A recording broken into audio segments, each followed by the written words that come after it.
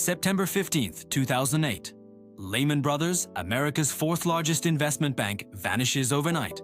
25,000 people are out of a job. The global financial system is teetering on the brink of total collapse. The official story? Nobody saw it coming. A perfect storm of bad loans and complex securities that just caught everyone by surprise. But what if that's a lie? What if the collapse wasn't a surprise, but a carefully orchestrated demolition? What if Wall Street's most powerful executives knew exactly what was coming years before it happened? What if their internal emails, recorded phone calls, and classified documents proved they positioned themselves to profit while the world burned? This isn't a theory. This is documented evidence that's been buried for over 15 years. Until now. Before we expose the proof, drop your country in the comments below. And if you're ready to see the evidence they tried to hide, hit that subscribe button. Because what you're about to learn will shatter any remaining faith you have in the financial system. Let's start with a simple question. How did Goldman Sachs make $4 billion in profit during the worst financial crisis since the Great Depression, while their competitors were collapsing? The year is 2006. The housing market is on fire. Banks are lending money to anyone with a pulse. Wall Street is packaging these loans into securities and selling them to investors worldwide. Everyone is getting rich, or so it seemed. But behind closed doors, something else was happening. Internal emails were flying, private meetings were taking place, and the top brass at America's biggest banks were saying things that completely contradicted their public statements. Let me show you. In December 2006, a Goldman Sachs executive named Thomas Montag sent an email to colleagues about the mortgage securities his own bank was selling to clients. His exact words: "Boy, that Timberwolf was one shitty deal." Timberwolf was a complex financial product backed by risky subprime mortgages. Goldman created it, sold it for hundreds of millions, and then a senior executive privately calls it a shitty deal. This was a full year and a half before the collapse. They knew. Then, in February 2007, another Goldman executive, Fabrice Tourre, sent an email about another mortgage product called Abacus. He wrote, "The whole building is about to collapse anytime now. Only potential survivor, the fabulous Fab, standing in the middle of all these complex, highly leveraged, exotic trades he created. The whole building is about to collapse." That was 18 months before Lehman Brothers failed. They knew the entire system was a house of cards, and they were bragging about it. But they didn't warn anyone. They didn't stop selling these toxic products. Instead, they did something far more profitable. They started betting against their own products. While publicly selling these securities to pension funds and retirement accounts, they were privately shorting them, betting they would fail. This is documented. The SEC investigated Goldman, and they paid a $550 million fine. But here's the catch. That fine was a fraction of the $4 billion they made in 2007 alone from shorting the market. That's not a punishment, that's just the cost of doing business. And Goldman wasn't alone. Morgan Stanley emails from 2006 show executives planning to short the hell out of the housing market. Citigroup's CEO Chuck Prince famously said in July 2007, "As long as the music is playing, you've got to get up and dance." He knew the party was ending, but they were going to keep making money until the music stopped, and it did. Months later, Citigroup needed a $45 billion taxpayer bailout. The pattern is clear. They knew, they lied, and they profited. So how did they know with such certainty? The answer is simple. They built the system. They knew its weaknesses because they designed them. The whole housing bubble was built on subprime mortgages, loans to people who could never repay them. Banks made these insane loans because they weren't keeping the risk.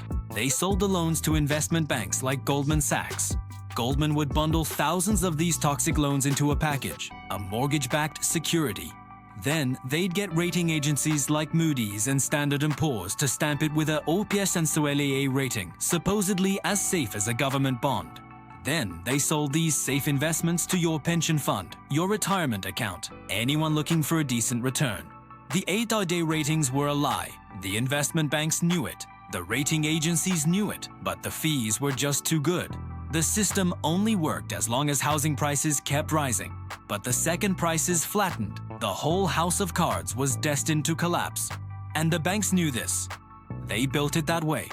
So when they saw the first warning signs in 2006, they didn't panic. They prepared to profit. Take hedge fund manager John Paulson.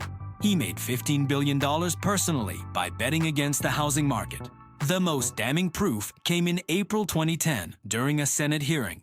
Senator Carl Levin confronted Goldman CEO Lloyd Blankfein with internal emails calling their products junk and crap. When asked how he could sell shitty deals to clients, Blankfein's stunning reply was, "Sometimes our clients' interests and our interests don't align." He admitted it under oath, that Goldman's interests were directly opposed to their clients. And what happened? Nothing. No jail time. Blankfein is now a billionaire. And the government knew. 4 years before the crisis, in 2004, the FBI warned of an epidemic of mortgage fraud and predicted a financial crisis. They were building cases, but in 2005, the Bush administration ordered the FBI to reassign those agents to other cases. The fraud investigations were shut down. Why? Because stopping the fraud would have popped the housing bubble, likely causing a recession, and that's bad for elections. The government chose to protect the banks and the illusion of a strong economy over protecting the public. When the crisis finally hit, the government's response was swift. Treasury Secretary Henry Paulson, a former CEO of Goldman Sachs, demanded a $700 billion bailout, but that was just the tip of the iceberg. The Federal Reserve secretly funneled over $16 trillion in loans to the very banks that caused the crisis. Goldman Sachs got over $800 billion. Morgan Stanley got $2 trillion. Citigroup, $2.5 trillion. That's more than the entire US GDP at the time. The money went to the banks, the executives, and the shareholders. Not to the 8 million Americans who lost their homes. Not to the millions who lost their jobs and savings. The fraud was exposed. It was admitted to under oath. And nobody was punished. The system protected itself, and the people who engineered the disaster walked away richer than ever. The story they told us was a lie. The 2008 crisis wasn't an accident, it was a transfer of wealth, planned and executed by the most powerful financial institutions on earth. They knew, they lied, they profited, and we paid the price. But the banks? The banks got bailed out. The executives kept their bonuses, the system was protected. After receiving trillions from taxpayers, these banks used that money to buy distressed assets at rock-bottom prices. JP Morgan bought Bear Stearns for pocket change. Bank of America bought Merrill Lynch. The biggest banks absorbed their competitors and grew even more powerful. This is the same pattern as 1929. Create the bubble, trigger the crash, get bailed out, and buy everything at the bottom. The crisis wasn't a failure of the system. It was the system working exactly as designed. And I can prove they're doing it again right now. Since 2020, the Fed has printed over $5 trillion, inflating a bubble in everything from stocks to housing. Now, they're aggressively raising interest rates, the same trigger used to pop the bubble before. Insiders are cashing out. Warren Buffett is holding a record $157 billion in cash. They're all preparing for the crash they helped create. Are you?